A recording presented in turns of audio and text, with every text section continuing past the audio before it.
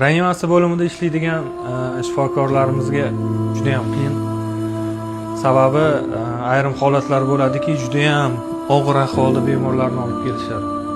Sizga ne umidlar bilan, lekin to'g'ri biz xudo emasmiz, lekin meditsinskiy tomondan olib qaraganda bemorlarimizni yaxshi bo'lishlik ehtimolligi juda ham kam bo'lgan holatlar bo'ladi. Shu paytda o'sha vaziyatlarni bemorlarning yaqin qarindoshlariga aytish yoki bo'lmasa o'sha og'ir ahvolda kelib hayotdan ko'z yumgan bemorlarimizni uydagilariga chiqib shu holat bo'lganligi haqida bemorlarga tushuntirish, bemorning yaqin qarindoshlariga tushuntirish bu juda ham og'ir narsa.